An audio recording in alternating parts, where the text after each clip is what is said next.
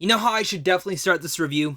Let's go say Candyman 5 times in the mirror. Okay, here we go. In the bathroom, in the mirror. It's time to say Candyman 5 times. Well, I already said it once, so Candyman. Fuck this. I'm not doing that. That movie scared me too much. Okay, yeah, that was a big no on my part. I only got to 3 and I chickened out. Guys, seriously, when I say this, Candyman 2021 is not just a phenomenal film, it is absolutely incredible, terrifying experience that had me sweating through my shirt, and the fact that I knew the second I walked out of this, I was not going to be able to say Candyman 5 times in front of a mirror. Ever.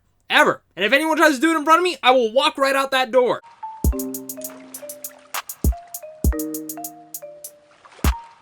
What's going on, buddy? Welcome back to a brand new non-spoiler review for Candyman. This is, of course, the spiritual sequel to the original horror film back in 1992 and returns to the now Chicago neighborhood where the legend all became.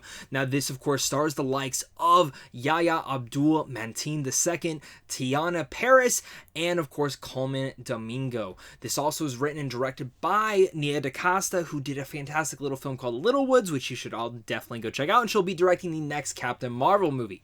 I have been out of my mind really curious about this movie. I'm not the biggest fan of the original Candyman. Like, I like it. I think it's good. And I love, like, the messaging, the themes, and in general, just the origin of Candyman himself. So going into this, I knew that they were going to have to raise the bar. I never got super excited for this. The only thing that really had my interest in this was the cast and, of course, Nia DaCosta's whole entire direction from Little Woods and wanting to see what she can do now inside here. And guys, I'm blown away. Like, I'm flabbergasted by how fantastic this film is, how incredibly made it is. Visually, on a visual standpoint, this is one of the best horror films of the year.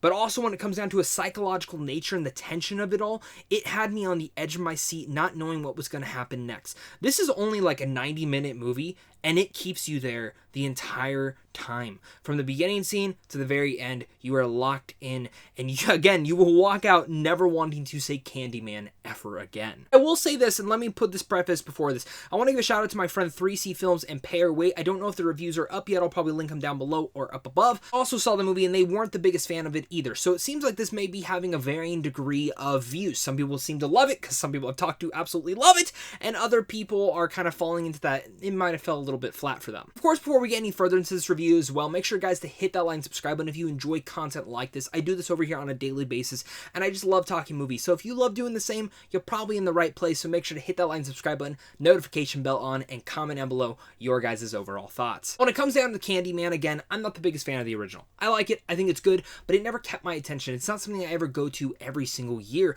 I know it's huge for a lot of people, and I know this film is going to be a major player for a lot of people and their hypeness of it all. And I think one of the things I was really curious to see is when it says a spiritual sequel, how actually connected is it to the original one? And I'll say this, I've only seen the original one once. I don't remember everything about it, but the way that it weaves and connects to that original story and as well the mythology of Candyman, I found to be brilliant. But also throwing in there, I think if you've never seen the original Candyman, it is still even a great film that now if you go back and rewatch that first one, you're going to experience it in a whole other light. The twists and turns in this story, honestly, again, are part of the reason that I was stuck on edge of my seat the entire way through. Nia DaCosta's directing in here is also a fabulous part of that as well, because visually this movie's impressive. You've seen some of it in the trailers with the puppeteering and even the way that they handle Candyman. The whole thing in the mythology of him always appearing in the mirror is a big aspect of this, and the way that they play around with it just got right under my skin. You're always looking in every little reflection to see if you can see him, and when you maybe get a glimpse of him, it makes you nearly jump right out of your seat. Even some of the kills in here, because of course Candyman gets those brutal kills, they are fantastic. Some of them, I think some people might have a little bit of an issue of not being able to see the full thing and, them being a little bit too artistic with it. I loved it. I love how they handled some of the kills, and it really much kept it up to your mind. It kind of reminded me of the original Texas Chainsaw Massacre, where they didn't show all the kills. It would be more up to your interpretation, and I love how Candyman was able to influence that and put that more inside here. It wears it on its sleeves. It knows what it's doing, and there is, though, one kill that it shows.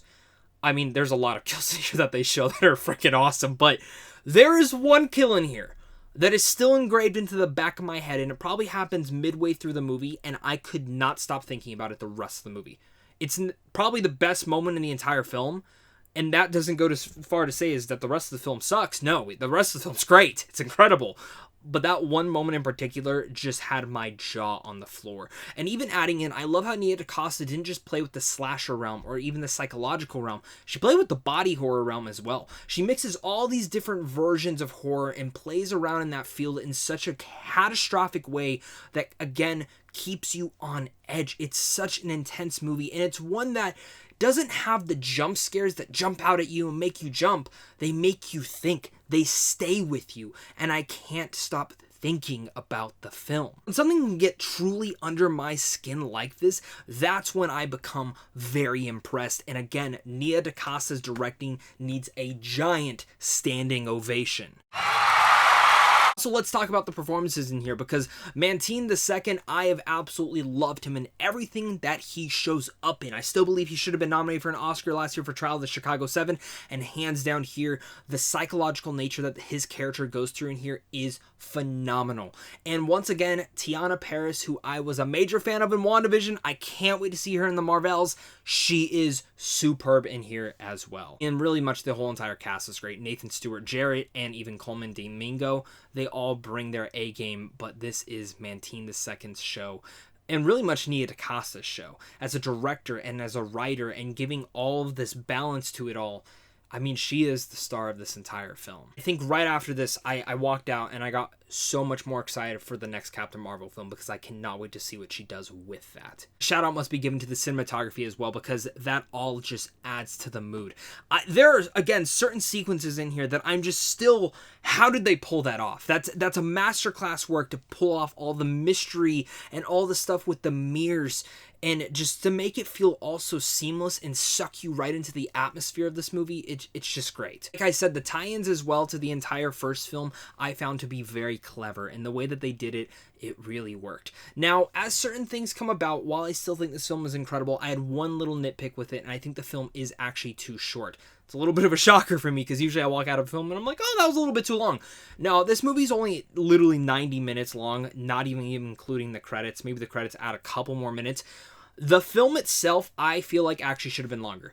There are certain reveals, and again, a lot of twists and turns that happen throughout the entire story that I wish they would have sat on and marinated just a tiny bit more. Yes, it has that fast pacing, it continuously goes and goes and goes, and that makes for a really excellent paced film, but I do wish that certain moments, especially since it leaned on the psychological tension a lot, I wish it would have dove into some of those moments a little bit deeper. And there is one backstory to a certain character that I actually wish they seriously should have given a little bit more development to, because it feels like it's just there to be there to kind of be like, oh, this is why they care. No, there should have been a little bit more development to that, and even a couple of the side characters that definitely needed that too. One of the things that I still love about Candyman is its themes and messages and the way that it really much relates to our entire world.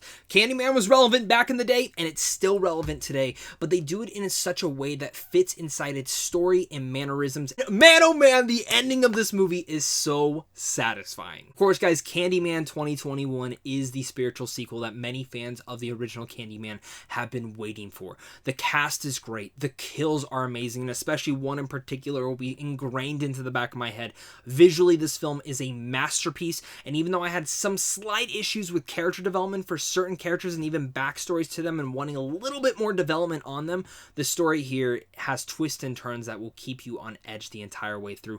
The horror is mixed in with body horror, slasher, psychological. It's all there, and Nia DaCosta is truly the star of this. I can't wait to see what she does next with the Marvels, and truly much, Candyman is the best horror film of 2021 so far. So with all that said, I'm going to give Candyman an A.